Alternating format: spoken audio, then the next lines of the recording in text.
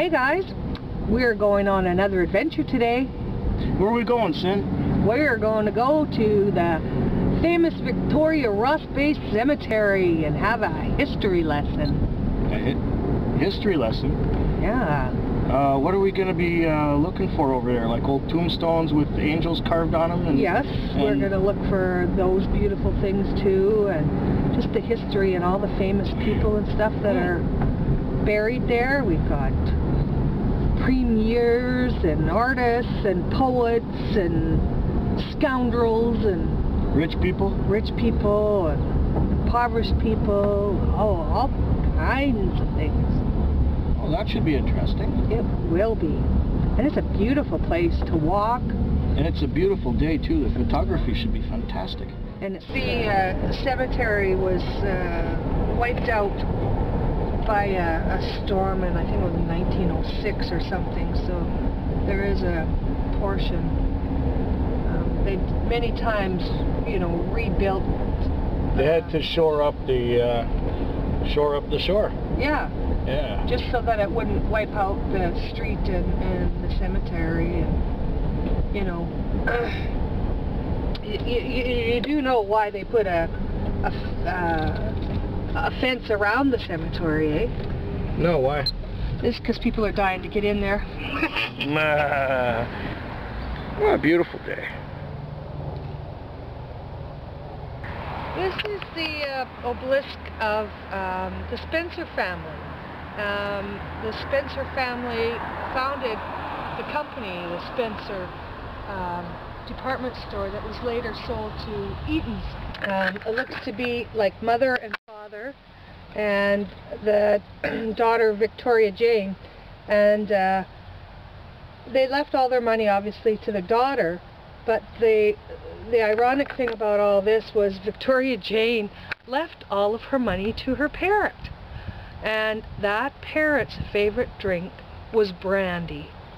So I guess that parent died in brandy heaven. So what do we got now? Now we are going to go to the monument that honors 150 Japanese people buried here in the Ross Bay Cemetery. And it's right by the, I call it Potter's Field? Yeah, Potter's Field. Yeah, and that's where those that couldn't afford burials usually went, which is really close to where the part that got wiped out by the ocean waves is too. So that's our next stop. Yeah, it should be just up ahead there where we don't see many stones. Now this gives you an idea how close the ocean is here, and what they've done to try and stop the water from coming over, and put little trees and big trees and fences and all that around. But this is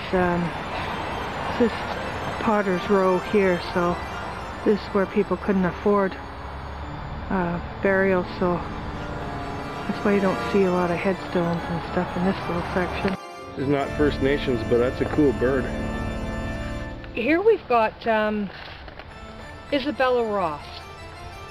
She was born the 10th of January 1808, and she died here in Victoria April 23rd, 1885. She came here in 1843 with her husband, who was a chief trader, Charles Ross, who was in charge of building Fort Victoria. After his death, she bought the land upon which we are standing for a farm, and by so doing she became the first woman to own land in what is now British Columbia. This is a tombstone of Carlo Bossi and his wife, and she carved these beautiful resemblances of herself and him. He was a native of Italy, and it's sad, but her tombstone never got filled in. I guess her family maybe buried her somewhere else, not with him or something, but it's beautiful, probably one of a kind. It's marble, and she designed it. Okay, this is Sir James and Lady Douglas's, where they lay in an underground vault here. Just one look at the flawless piece of granite and the wrought iron railings tells you that this man, Douglas, was very important. Back to you, Cindy. Okay, here we've got Sir James and Lady Douglas.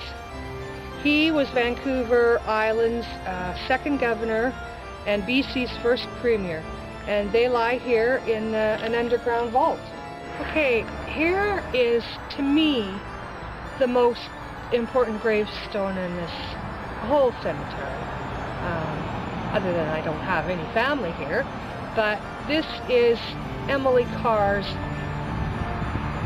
gravesite, and she's Canada's most famous author, poet, artist, and it's amazing what people leave here. You know, there's paintbrushes and pens and pencils and all that, and she was also known as, you know, Mother Earth, because she was always painting things, you know, the native culture and all that. So it's just really touching to see what people have left by her gravesite. Okay, we've got the Wood family statue here.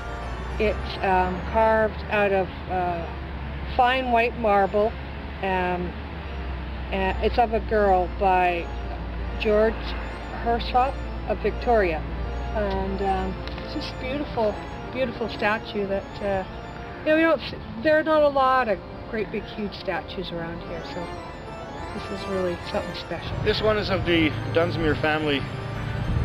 Robert Dunsmuir, who was born in, I think, 1825 and died in 1885, something like that. He came from Scotland, and he started his, discovered coal, and started a great big coal monopoly concern, which made him the richest man in British Columbia. His son, James, he became one of the first premiers and governor of British Columbia at one time. Okay, here we've got the Honorable Amour de Cosmos, is the founder of our local colonist newspaper. It was founded in 1858, and his name means lover of the universe. Andy, I think you know something else about him. Well, he went kind of crazy at the end of his lifetime. But here it says, William Alexander Smith, by act of the California legislature, changed his name to Amour de Cosmos, lover of the universe. He founded the Colonist December 11th, 1858. He was second premier of British Columbia December 23rd, 1872 to February 11, 1874. Member of Parliament for Victoria 1872 to 1882. What's that? A native of Windsor. Windsor, Nova Scotia, probably. Is Windsor, Nova Scotia? Okay. So he's a native of Windsor, Nova Scotia. Now we've got Sir Matthew Bailey Begbie, Chief Justice of BC, from 1858 to 1894. He was known as the hanging judge. Okay, we've got the Honorable John Hamilton Gray, Canada's only Father of Confederation, buried in Western Canada. So we're happy to have him. Fred Medley. He was killed on duty in 1925, and he's got a really cool tombstone.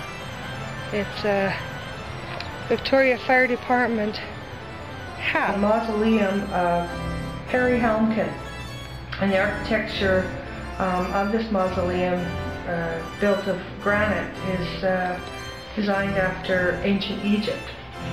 But it's a beautiful marble bench. This is Nellie Cashman's gravestone, and her picture was on a U.S. postage stamp. And she is a friend of the sick and the hungry, and to all men. Heroic apostolate of service amongst the western and northern frontier miners. She was considered the miner's angel.